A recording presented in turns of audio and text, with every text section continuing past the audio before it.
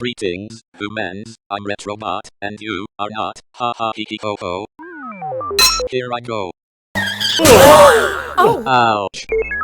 Pull me out. Oh boy, Retrobot. It's closing time. Lights out. I'll pull you out tomorrow. Hey, wait. Greetings once again, ladies and gentlemen. This is Retro Ernest of Retro Electrotech, and I believe I'm in video number 5 of this little mini-series, if you will, surrounding these mechanisms pulled from two Magnavox Micromatic turntables, of which I pulled from two console units that I have in the shop that I'm restoring somewhat for two customers. And anyways, in getting these subplate assemblies or mechanisms all wrapped up, I need to get this main cam gear back on, and I decided to go ahead and film that because before I put this main cam gear, excuse me, all these little tongue twisters here, before I get this main cam gear put back on the shaft here and whatnot, I wanted to discuss a few key functions that I'm going to point out on the underside of this cam gear. And in the last video, I talked about the overall function, the principal function of this mechanism in terms of cycling and the tone arm and so forth, based on what I have already reassembled, which is mostly everything. And again, when you understand things in principle, their principal function, then you can use that information across the board when assessing other turntable mechanisms. Now, yes, there's going to be a difference as far as between different makes and models and even eras of turntables, but in principle, they're all the same across the board in terms of their velocity trip mechanisms and how the tone arm cycles and all that. They're pretty much the same, especially with this generation of turntables and all of these. Like all these Magnavox, these Micromatics, and even BSRs and Gerards and all that.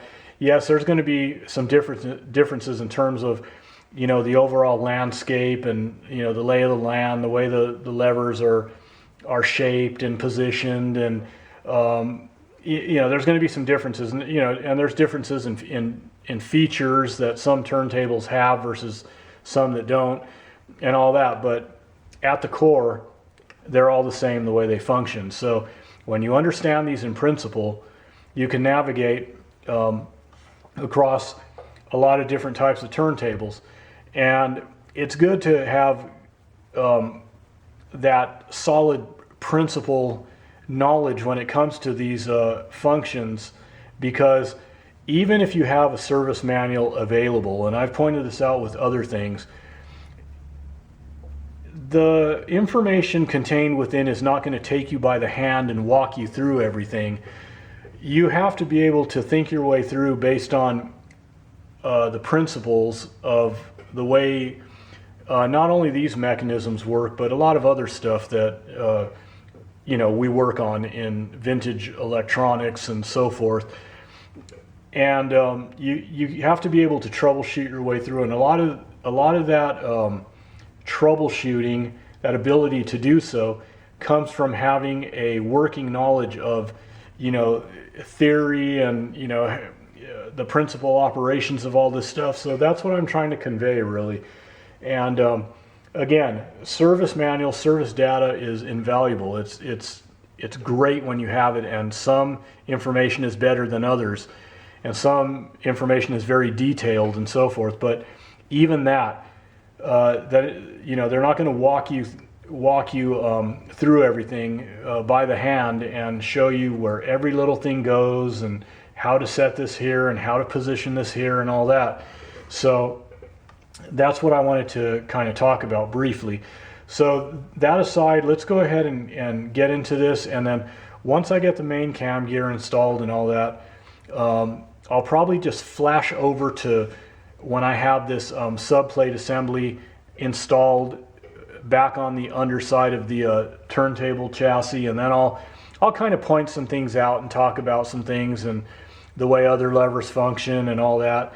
and try to fill in some gaps if I can, but it's hard for me to explain every single detail of everything because the amount of time it would take. That's why I want to cover over the real critical functions, the key functions, and just the principal operation, so you get the meat and potatoes of it, the gist of it. Okay, so as far as the bottom of this main cam gear is concerned, you'll notice here, and I want to point these out, and I already greased these areas up with white lithium grease, but there's this push-off roller here. And you might ask, well, what does this push-off roller do? What does it push off? Well, it pushes off on this record dropping lever here, okay? And let me show you the other side of this record dropping lever here. This is it, okay? And again, the record dropping lever is, just as its name implies, it involves dropping the record. So the way that this push-off roller is involved in that process is that when this main cam gear is rotating around and so forth, at a certain point, this push-off roller here is going to engage this tab portion of the record dropping lever and push off on the lever, and in turn the other side of the lever is going to engage with a lever on the on the platter spindle, okay, on the underside, and it's going to cause that spindle to release the record and drop it onto the platter, is essentially what goes on with that.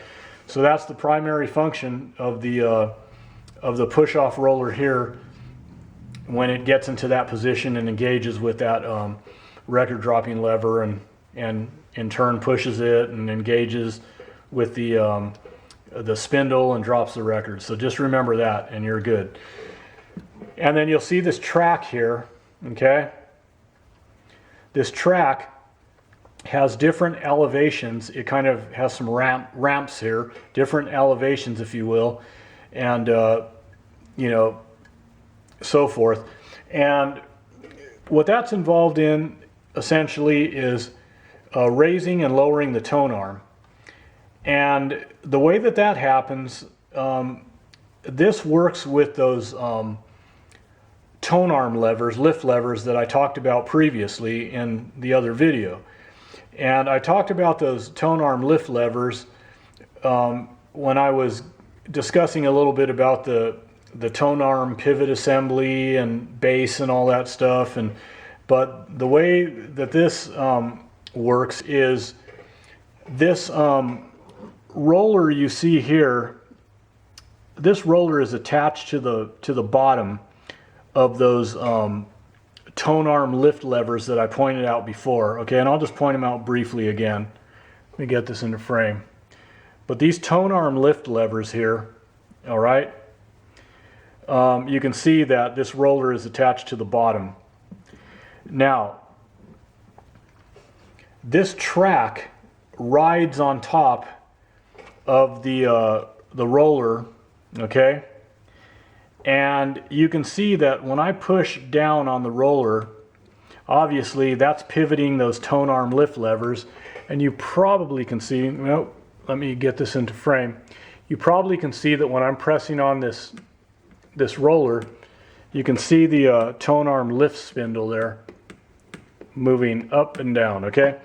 So that being said, that's how that works. So when this track is riding on the roller, it's causing the roller to, pivot up and down, or the levers pivot up and down as the roller is dipping and rising on the different elevations of the track there, and which in turn brings up that lift spindle, okay, and raises and lowers the tone arm at different phases of cycling and all that. So that's the way that works.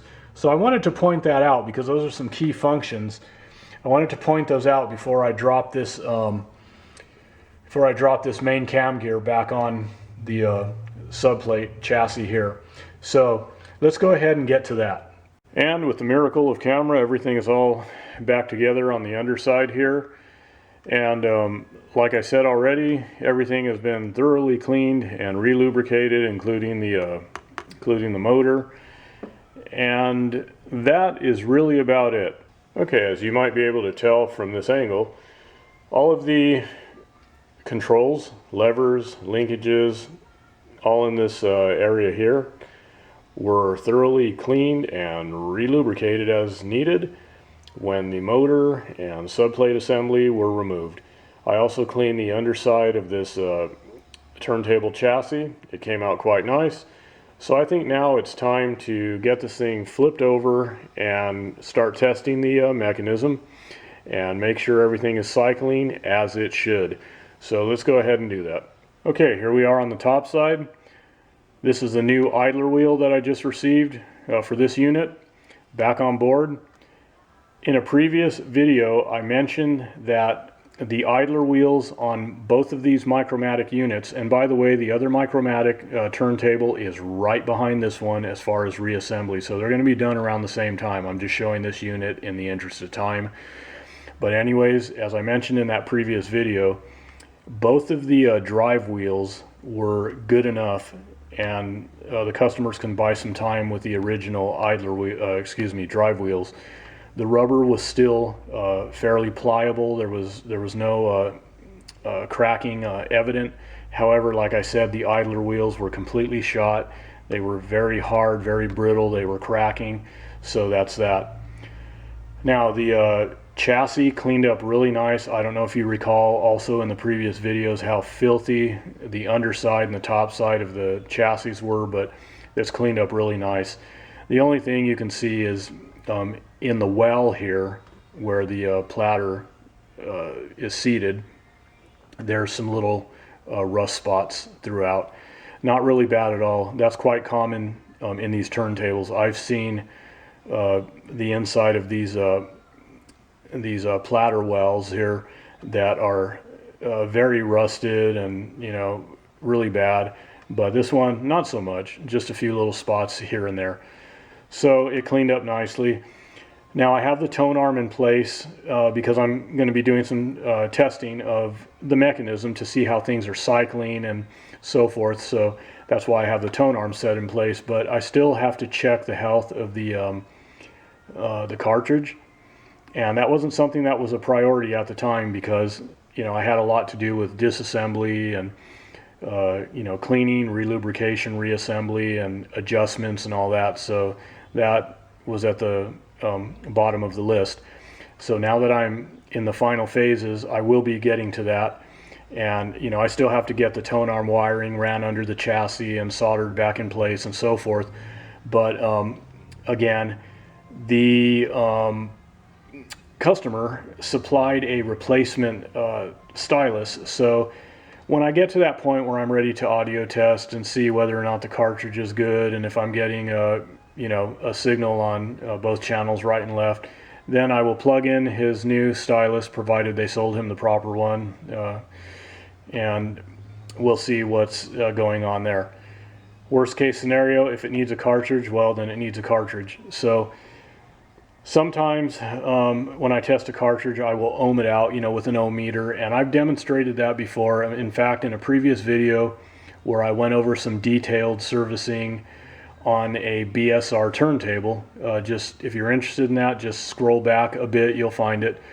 But in that video, I believe I ohm out the cartridge that was on board that unit because, in fact, there was a channel issue.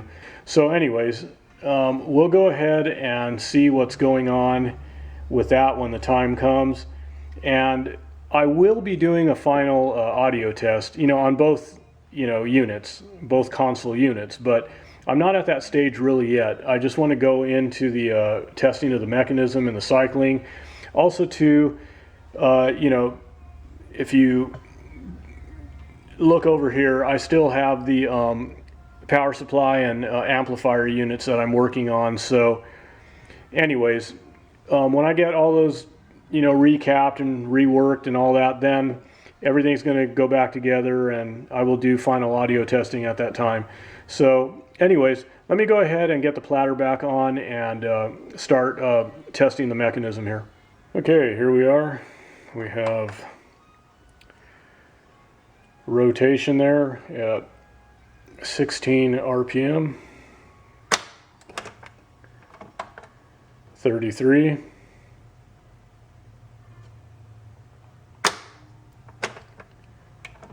45,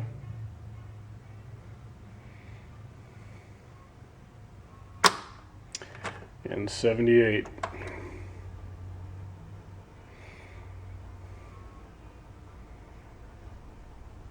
Everything's looking good. Let's go ahead and check the cycling of things.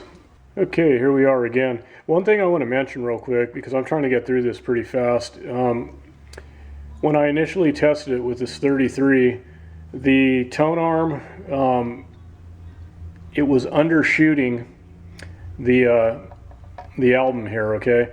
Because what it's supposed to do is come up and tap the edge of the record, and that will determine the size of the record and so forth, okay? So that's how it does it. It bumps it, it kind of fills it. And initially it was undershooting the vinyl, so I had to make an adjustment, and I will show you where that adjustment is. Okay, right here, this screw is what adjusts the tone arm height so that you know, you can set it to the right level when it comes to tapping the edge of the vinyl, okay, to determine its size.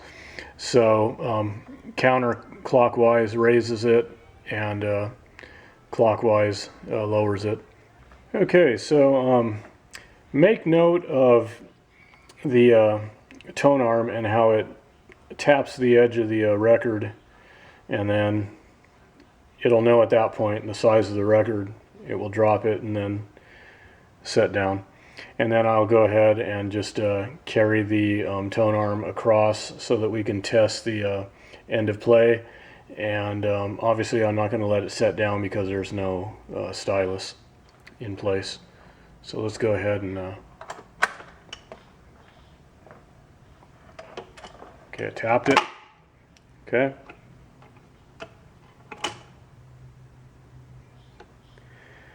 And I'm just going to go ahead and take it across.